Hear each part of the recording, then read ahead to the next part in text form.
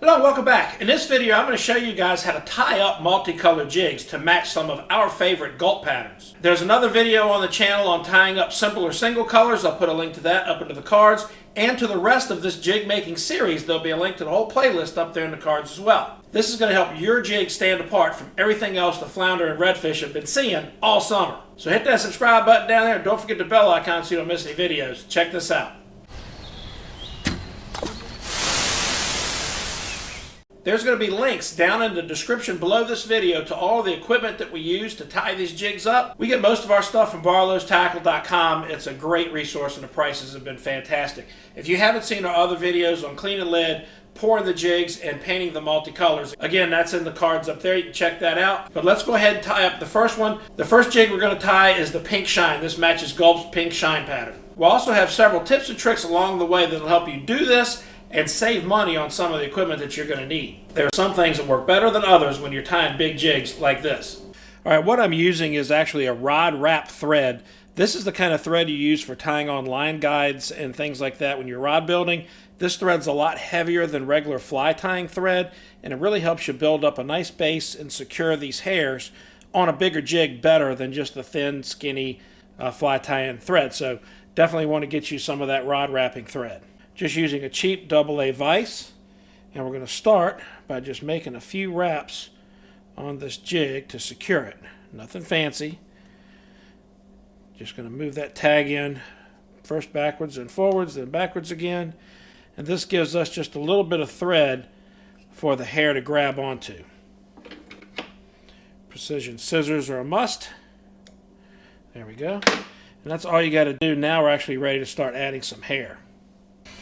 Alright, being a pink shine, the primary color is going to be white. Now I don't have a hair stacker. You can get one of those to line these up precisely. It's not that big a deal for these jigs. So basically you're just going to lay that hair on there as close as you can to up against the jig head and go around it 3 or 4 times just to kind of secure it a little bit. Now from here you'll see that hair is not all the way around there. It's just one little piece. So we're going to work our way around. But you could take your fingers, kind of flatten that out just a little bit to get a consistent thickness. We're going to work that all the way around the jig with the next few pieces. When you're cutting your hair off your deer tails, don't take more than you can handle. And this is going to change with your experience, but always cut it a little long,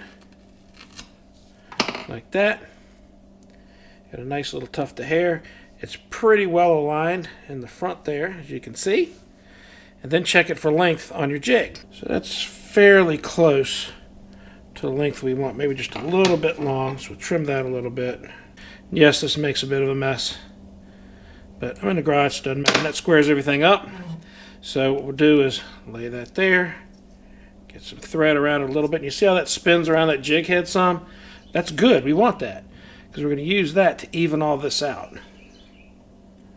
See, we're just working that hair so we can match everything up before you get it socked down tight. So you can't really see the seams in between each of those tufts of hair that you add. And you can take a big piece of hair like that and work it a good bit of the way around the jig.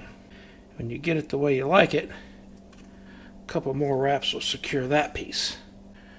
Alright, now we got to add to the bottom there, same thing. Cut a nice little tuft of hair. Check it for length. It's a little long again, that's fine. Shorten it up, square it up.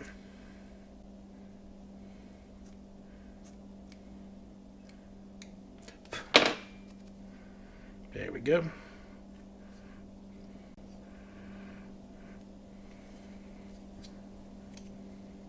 It's a lot easier when you're not trying to work around the camera too.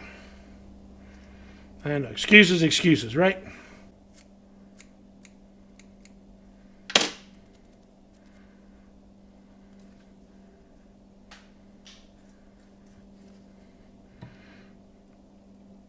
Get worked in there real good.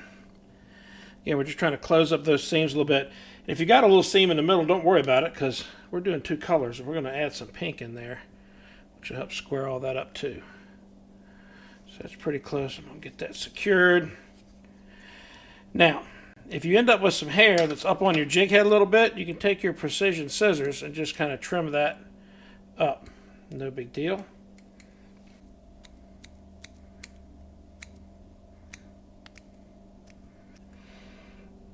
Alright, so just to show you, this is what we got so far. A few loose hairs there. Square that up just a bit better. So it's a little rough looking around the collar. We're nowhere near finished yet, but you can see it's taking shape real nice. Now it's time to add the color, which makes this the pink shine. What I'm doing, I'm just going to put a little bit of pink on each side. Not a lot, just a little bit. In fact, that's a little more than I was going to, but that's okay. Almost like a little pink stripe. Put that on there. Now I'm going to spin that over, do a piece on the other side. There we go. Sure I get that where I want it. Now I'm not done yet. We're going through this effort to make this jig look a lot different. So I'm going to add a little flash to it. I think a little bit of this Barlow's Tackle Crystal Flash UV Pearl will be perfect on this jig. Alright, look at that. That's got a lot of flash. I don't know if the camera picks that up. We're just going to put a couple little pieces on there on each side. Doesn't take a lot of this to really dress up a jig. It looks like a bunch of little LED lights on there. It's pretty cool. Cut a little bit of that. Now if you're wondering how many pieces that is, that's probably 6 or 7 little tiny pieces. You put as many or as few as you want on your own when you're making your own. No big deal. But look, it just adds a lot to that jig, just that little extra flash. Flip it over, do the other side. This is going to be a tournament killer. Now that we've got everything on there the way we want it, we're going to put a lot of, whoops, gotta love that. That's one for the bloopers. So that's a little bit more of an opportunity for a tip. If you have the thread break because you're putting a lot of pressure on it, it can happen. It doesn't happen as much with this rod building thread, but start just like you were at the beginning. Get a few good wraps on it, and then trim your thread loose ends and keep going. It's not the end of the world. No big deal. There we go. There. Now we are going to put a considerable amount of pressure on these threads to both hold them and help them flare out. And we're using this to cover up any of the hair on that collar and any of the color. I like to use red. For some reason I think red turns those fish on real good. So we're just doing as many wraps as it takes to get everything coated and pulled down real tight. You see it'll flare that deer hair out real nice too.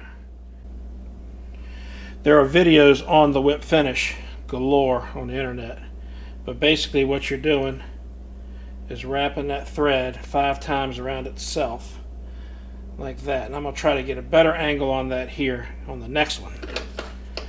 Get that sock down and cut off your end. But that is going to match the pink shine really good from Gulp. I'm using the Loon Hardhead to seal the threads. That's very important. If you don't paint on your thread sealer, you're going to have issues with it coming undone. It helps protect it from the fish's teeth.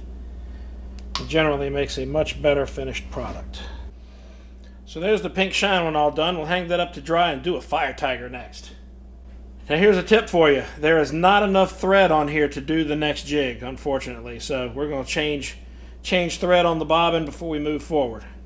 Alright, so same thing. We're going to start with our little base layer of thread. So here it has something to hang on to.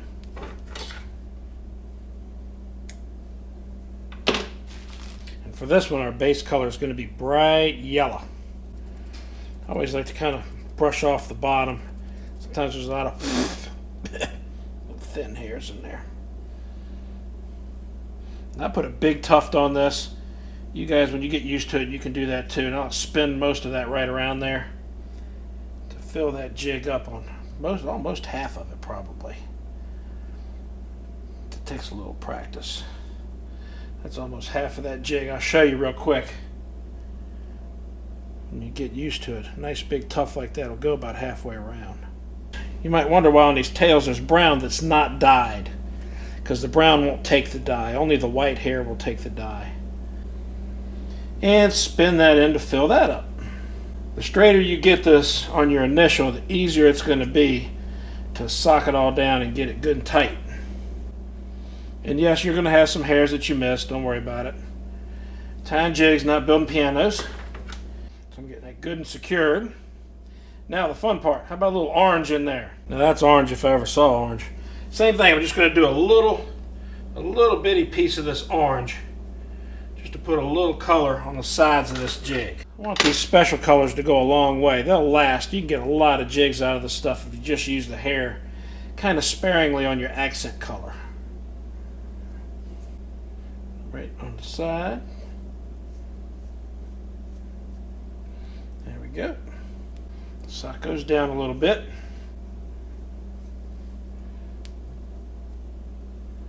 It's taking shape nice. Now, how about a little bit of Barlow's orange flash? Look at that. That's going to be great. A couple little pieces of that on each side. Be money. Alright, so everything's on there. Now we just got to wrap it up real good and secure everything. And this is where, again, we're putting right much pressure on it and holding the hair back, because it'll want to spring forward and wrap you all up weird if you're not careful. Now all we got to do is put the whip finish on it and seal it up. Alright, so I'm taking my fingers like this and holding that thread. I'm going to wrap it around my fingers first, and then what I'm doing is taking this finger and wrapping it around that other piece of thread and spinning it like that. 1, 2, 3, 4, 5. There are tools for this. Barlow sells a whip finish tool that makes that easier, but quite honestly, once you get the hang of this, it's faster just to do it with your fingers. But I started with the tool, and the tool really made things a lot easier. If you get a little bit on the hair, don't worry about it. It'll be okay. The biggest thing is to get a good coating on the threads to seal them up. Again, to protect them from the teeth and to keep things from unraveling while you're fishing, especially on a heavy structure.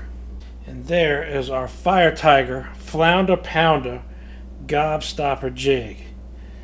Bright yellow and orange. Everything's going to match that Gulp Fire Tiger great. With a nice gulp off the back of this thing, that's going to be a killer. And that's how you tie them. It's pretty much as easy as that. It takes some practice. Get the equipment, get the stuff. Now, most of the jigs we fish wrecks with, we don't tie, to be quite honest, because we lose so many of them, it's not funny. But in the early spring season, when we're fishing the marshes and the tidal flats and stuff like that, maybe 20 feet of water, it's usually just oyster beds and it's loaded with flounder. And we'll tie them there because we want our jigs to be a little bit better looking than the jigs they've been seeing all day. That'll help you get a lot more bites and a lot more flounder in your box. And the redfish love them too. So links to the whole jig making series is up there in the cards. There's also a link for tying just a plain color on there. Give you some different views. I did that a couple years ago. That's also linked in the cards. If you have any questions, ask. I'll do the best I can to answer them. Barlow's Tackle is a great resource. There's a link down there in the description below and to all the other equipment that I use, the AA vise, the bobbins, the thread, the hair, everything. Everything that I can find a link to, I'll give you so you can find it easier. Leave me a comment down there below. Thanks for watching. Please hit the subscribe button down there and the bell icon so you don't miss videos like this one. We'll see you next time. So there's going to be links down in the description. So there's going to... Now that we've got everything on there the way we want it, we're going to put a lot of... Whoops. Gotta love that. That's one for the bloopers.